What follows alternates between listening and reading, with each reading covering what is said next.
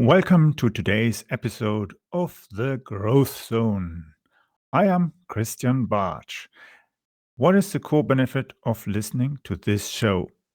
Business leaders in corporate and privately held companies gain insights into trends and strategies that provide them with a competitive advantage in the marketplace. Each episode focuses on areas such as marketing, sales, innovation, or funding that is absolutely critical to the growth of companies, whether they are startups or corporate global players. Where management needs to juggle the challenges of market entries or knowing how to navigate the uncertainty of disruptive developments, mind feeding is where clarity evolves and helps solving organizational challenges. For those who listen to the entire episode, I have a special surprise gift. I'm also working on some great guests that are industry leaders in management, innovation, and marketing. And we will be talking in the future much more about the important trends that are affecting the way we manage our companies in the demand to being sustainable, more environmentally and socially friendly, and becoming more empathic leaders. So, let's get started on today's topic.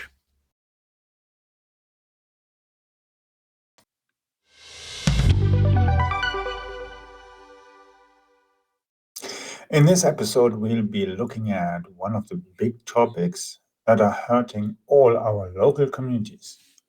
That is greenwashing.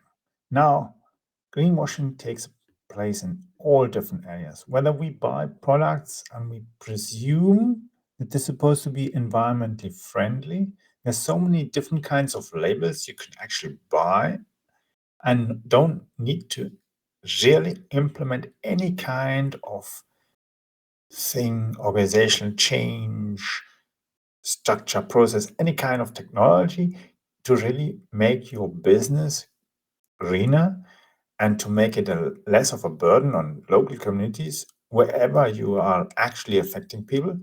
And that is what's really hurting the communities and other businesses who are really making an effort to do good towards environment and communities. And that's in effect as well not really very positive in regards to governance as it should be.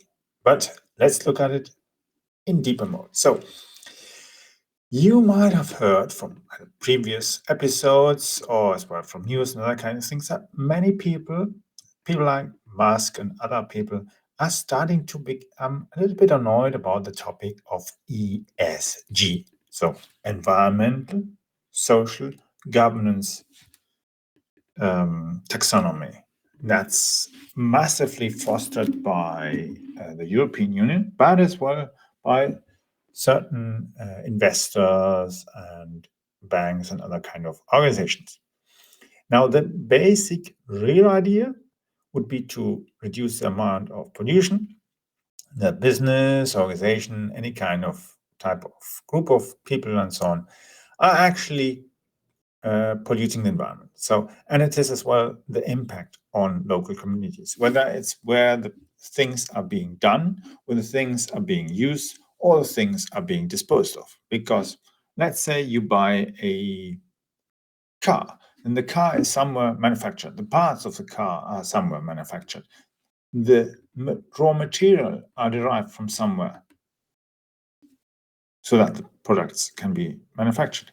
Somebody is maintaining the car. Later on, the car is broken or outdated, whatever, and it's being dismantled, disposed of, etc. And everywhere in that kind of chain, of this life cycle of this product, we are actually affecting the environment and local communities in many ways. And the big issue is that there are plenty of organizations that are using the ESG system to actually manufacture a false impression on consumers, suppliers, and as well B2B, business customers, business clients, that the product, the organization, all the processes and all different things are actually environmentally friendly and as well not affecting negatively local communities. And if they do, one is actively making an effort to reduce this effort. Reducing that effect on the environment and communities. But in reality, nothing is happening. It's just greenwashing. And that's something really that is bad, because when you compare then somebody who is massively polluting and has a better ESG rating than someone who is actively producing products and services in an environmentally friendly way, reduces well the impact on local communities and even creating jobs and making an extra effort to ensure that at the end of the life cycle of the product or the service, that the pollution, the energy consumption, and other effects that take place are reduced or even completely avoided. And that's something where we have to really consider what's the effect when we look at IT products. Computers, servers, network systems, network cabling, backlinks, the entire infrastructure of our cyber world. And that means anything from our websites, our web servers, our data centers, our NAS systems, our computers, printers, smartphones, voice IP telephones, even ISDN telephones, the entire PBX system, everything that we have in our business, and even reaching out towards our consumer customers who might be using these products. Whether it's a consumer that has his gaming PC at home, or someone who is surfing on a tablet at home in the evening and reading the local newspaper. If this whole entire environment is polluting the environment, where are we actually doing any kind of green efforts towards protecting environment and local communities? We actively are faking it. And that's something what we shouldn't be doing. And there is where businesses are using ESG to a negative effect, and that is actually why many companies who are making a real effect and real effort towards protecting the environment and local communities are critical of this. And that, of course, leads to a discomfort in many people's minds. And that as well means that we, as people who are using IT, technology, should try to avoid the energy consumption and other kind of related effects. So that's when we go and use the consumption, we improve our situation.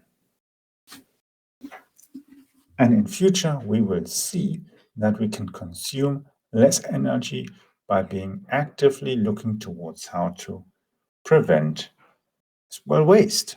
Because if we have better technology, more environmentally friendly technology, and we look at how to organize and improve our infrastructure, how we organize things, how we use, even how we configure firewalls, cybersecurity systems, and many things, that's where we can do and create a much more beneficial impact for the environment and local communities. Just simply look at the topic of cyber security. If you turn it into real green cybersecurity, you effectively have to try to not only improve the security of your environment, but as well avoid systems running in an environment that are vulnerable to attacks and are wasting energy or even producing unnecessary and unwanted waste.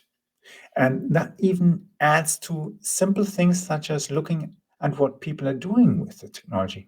There are plenty of people that even today go and print out every email they receive. You don't need that. And that's the key thing. Many things, many processes are digital today. We can avoid all the waste. And that's where we have to improve how we work and progress. So make an impact yourself as well by reducing your waste, by improving your cybersecurity, by as well keeping an open eye and making people aware when they are actively wasting our environmental resources, wasting paper, wasting electricity, wasting cooling systems and other kind of things, or even just simply dumping stuff where they shouldn't be, separating the waste and actively becoming more aware that greenwashing is not the way of improving and protecting the environment, but actually by actively acting in a green mindset. Thank you for listening. And in the next few episodes, I'll be looking into other areas where you can actively not only reduce your environmental impact, but actually cut your business costs and increase your revenue by a nice way. Because if you are in that niche of being really environmentally friendly and locally positive, then you can be much more effective and successful than certain dinosaurs in the economy that think it's okay to greenwash their products that actually are very dirty. Have a great day.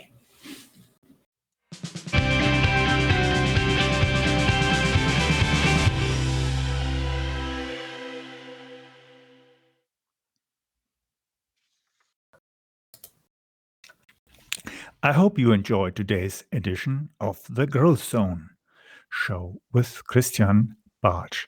Thank you for listening. Please leave a review or rating here on iTunes or on podchaser.com. If you found the content helpful, then share it on social media, please. I would like to invite you to follow our show so that you don't miss the upcoming interviews with leaders in the market. Simply visit the website meetchrisbartsch.com.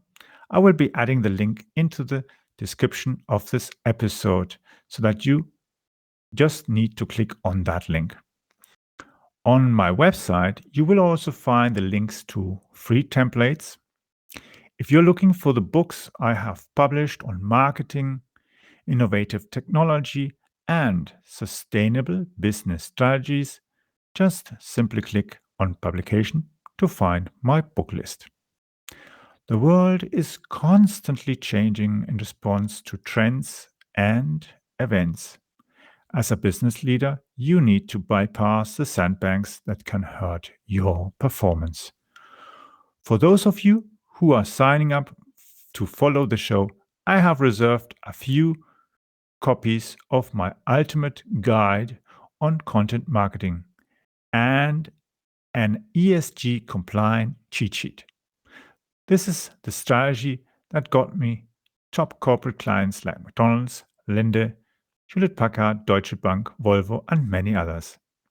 That strategy has been working for over 10 years and also got me contacts with police, transport authorities, military, and several universities, and even leading research institutes.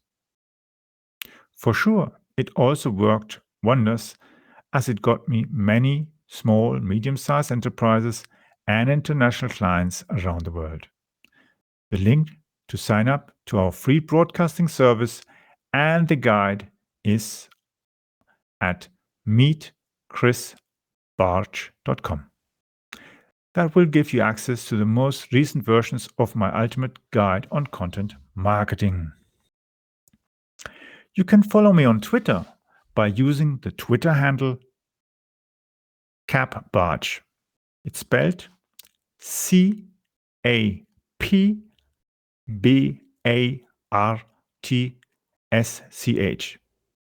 Yes, that is CAP Bartsch, or spelled Charlie Alpha Papa Bravo Alpha Romeo Tango Sierra Charlie Hotel.